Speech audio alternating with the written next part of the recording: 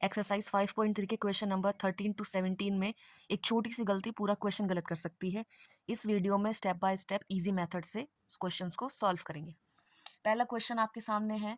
इसमें इसने ये कहा है कि हमको 15 मल्टीपल्स ऑफ 8 का क्या निकालना है, सम निकालना है। अब सबसे पहले 8 के मल्टीपल्स हैं तो एपी बन जाएगी 8, 16, 24, 32, 40, मतलब इस टाइप से।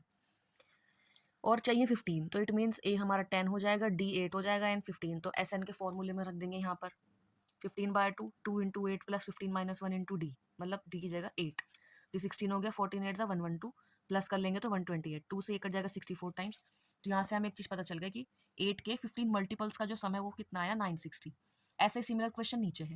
ये कहता है find the sum of odd numbers between 0 to 50। तो 0 से 50 के बीच के ऑड नंबर्स कहाँ स्टार्ट होते हैं, 1 3 5 7 9, लास्ट हमारा जाएगा 49। अब ए हमारा 1 हो गया, इसमें डी 2 हो गया और ए एन हो जाएगा 49। तो पहले यहाँ से एन निकाल लेंगे ए एन के फॉर्मूले से।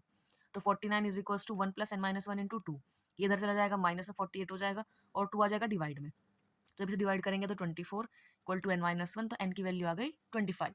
अब इसमें सम निकालना है। अब सम के लिए now we have a n भी है हमारे पास, तो इसमें फॉर्मूला लगा लेंगे n/2 a plus A N वाला।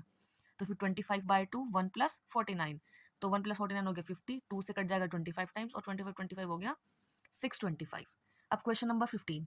अब इसमें कहता है कि एक कंस्ट्रक्शन जॉब में कॉन्ट्रैक्ट साइन हुआ था कि अगर हमने काम स्टार्ट करने में 1 दिन का डिले करा तो वहाँ पे 200 रुपीज़ पेनल्टी के देने पड़ेंगे। अगर 2 दिन तक नहीं किया तो 250, तीसरे दिन तक नहीं किया तो 300, तो इस तरीके से है। तो यहाँ पे एक चीज़ ने ये मांगी है कि कॉन्ट्रैक्टर को कितने रुपीज़ पेनल्टी के देने पड़ेंगे अगर उसने काम को 30 डेज तक नहीं किया। तो फर्स्ट डे की पेनल्टी 200, सेकंड डे की 250 है ना, और थर्ड डे की होगी 300। तो हमने एक चीज़ देखी कि यहाँ पर जो पेनल्टी है वो हर दिन 50 रुपीज़ बढ़ रही है। अब यही हमारा क्या हो गया, हमारा डी हो गया, तो हमारी एपी क्या बन गई, 200, 250, 300 इस तरीके से बन गई। तो इसमें ए तो आ गया 200, डी आ जाएगा 50, एन आ गया 30, क्योंकि 30 डेज की मांगी थी।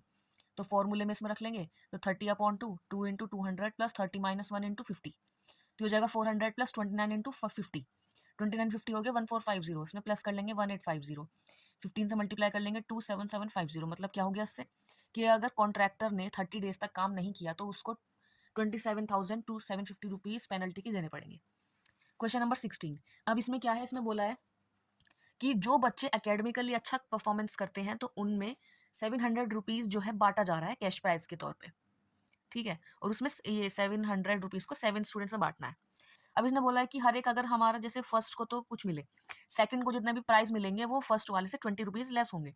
ऐसे ही चलते चलते हमें 7th स्टूडेंट्स तक जाना है और हर एक कैश प्राइज की वैल्यू फाइंड करनी है। तो इसमें एपी कुछ दे नहीं रखी, बस उसने एक चीज़ बताई है यहाँ पे कि 20 रुपीज़ घटाने हैं, तो यही हमारे इस क्वेश्चन का डी बन जाएगा। तो हमने बोला कि फर्स्ट कैश प्राइस को तो हमने यहाँ पे पी मान लिया, सेकंड हो जाएगा p-20, थर्ड हो जाएगा p-40। अब हमने एक चीज़ देखी, यहाँ पे -20 का डिफरेंस है, तो इसीलिए ये हमारी क्या बन गई, एपी बन गई। तो ए तो पी हो गया, डी -20 और S7 की वैल्यू 700, क्योंकि 7 स्टूडेंट्स में बांटना था।